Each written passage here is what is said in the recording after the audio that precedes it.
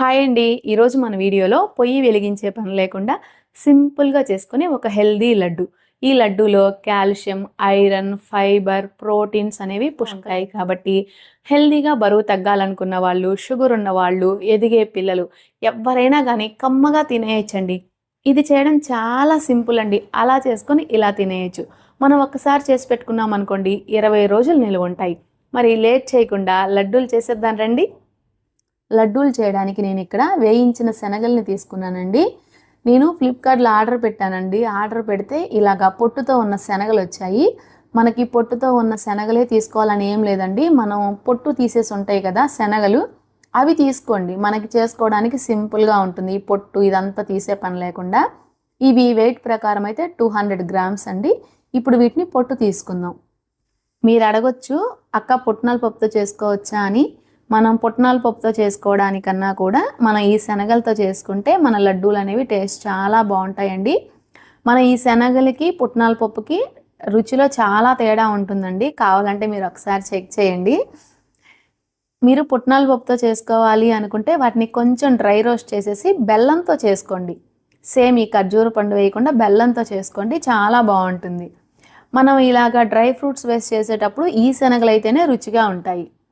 ఇలా పొట్టు తీసుకున్నాం కదా, ఇప్పుడు ఒక బౌల్తో కొలుచుకుందామండి. మీకు ఇలా కొలిచి చూపిస్తే మీకు ఈజీగా అర్థమవుతుందని నేను ఇలా చూపిస్తున్నాను. చూసారు కదా, మనకి ఇక్కడ ఒక బౌల్ అయ్యాయి. ఇప్పుడు మిక్సీ జార్లో వేసుకొని మెత్తగా పొడి చేసుకుందాం. ఇలా మెత్తగా పొడి చేసుకున్నాం కదా, ఇప్పుడు ఒక బౌల్లోకి తీసుకుందాం. ఇప్పుడు ఈ బౌల్ని పక్కన పెట్టేసి మనం శనగల్ని 200 గ్రాములు తీసుకున్నాం కదండి, ఇందులోకి మనం 50 గ్రాముల ఎండు కొబ్బరిని తీసుకుందాం. ఇప్పుడు ఈ ఎండు కొబ్బరిని సన్నగా కట్ చేసుకుందాం. ఇలా కట్ చేసుకున్నాం కదా, ఇందులోనే 2 యాలకులు వేసి కొద్దిగా బరగ్గా గ్రైండ్ చేసుకుందాం. ఇలా గ్రైండ్ చేసుకున్నాం కదండి, ఇప్పుడు కప్పులోకి తీసుకుందాం. మనకి శనగలు తీసుకున్న కప్పుతో 1/2 కప్పు ఎండు కొబ్బరి తురుము అయితే కరెక్ట్గా సరిపోతుందండి. అయినా కొంచెం అటు ఇటు అయినా ఏం కాదండి. 200 గ్రాముల శనగలకి 50 గ్రాములు ఎండు కొబ్బరి. అదే కప్పుతో అయితే కనుక కప్పు శనగలకి 1/2 కప్పు ఎండు కొబ్బరి. ఇప్పుడు ఈ కొబ్బరి పొడిని కూడా మనం బౌల్లో వేసుకుందాం. నేను ఇక్కడ స్వీట్గా ఉన్న ఖర్జూరాలని అరకప్పు తీసుకున్నానండి. ఇప్పుడు వీటిని విత్తనాలు తీసేసి మెత్తగా గ్రైండ్ చేసుకుందాం. మనకి వీటిల్లో 2 రకాల ఖర్జూరాలు ఉంటాయండి. ఇదిగోండి, ఈ ఖర్జూరం వస్తుంది. ఇదేంటంటే కొంచెం డ్రైగా ఉంటుంది. చూపిస్తా చూడండి. ఇదిగోండి, ఇలా ఇలా కొంచెం డ్రైగా ఉంటుంది. ఇవనుకోండి ఒక 4 ఎక్కువ తీసుకోండి. మీ దగ్గర ఇలాంటివి కనుక ఉంటే 4 ఎక్కువ వేసుకోండి. అదే మీ దగ్గర ఇలాంటివి ఉన్నాయి అనుకోండి, ఓ 4 తగ్గించి వేసుకోండి. అంటే మనకు ఒక అరకప్పు అయితే సరిపోయిద్ది.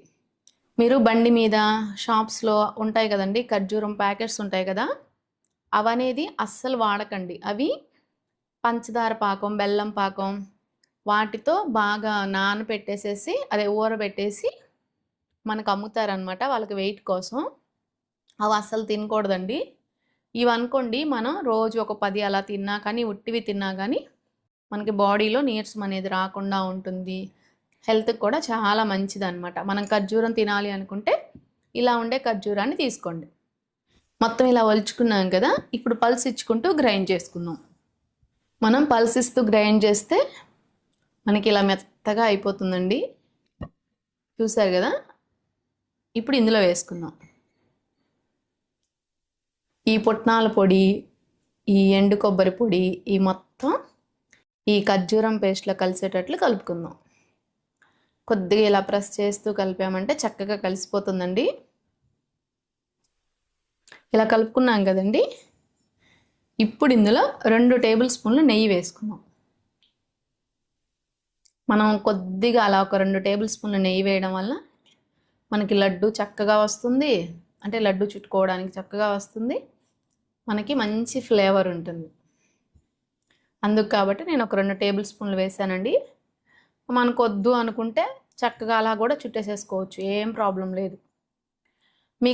మీకు ఉండ అవ్వలేదు అనుకున్నారనుకోండి, ఇంకో 4 ఖర్జూరాలు వేసేసాము అంటే చక్కగా ఉండైపోతుంది. నేను వేసిన ఖర్జూరాలు అయితే ఈ స్వీట్ మైల్డ్గా ఉందండి. మీరు కొంచెం బాగా ఎక్కువగా తింటాము అనుకునే పాటైతే ఇంకో 4 వేసుకోండి, సరిపోయింది. నెయ్యి కూడా ఇలా కలిపేసేసాం కదా, ఇప్పుడు ఉండలు చుట్టుకుందాం. నాదేమో చిన్న చెయ్యండి, ఇవి చిన్న చిన్న ఉండలు వస్తున్నాయి.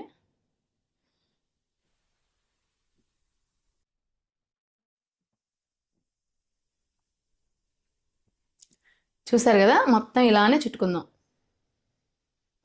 చూసారు కదండి, నేను తీసుకున్న క్వాంటిటీకి నాకు ఇక్కడ 12 లడ్డూలు అయ్యాయి.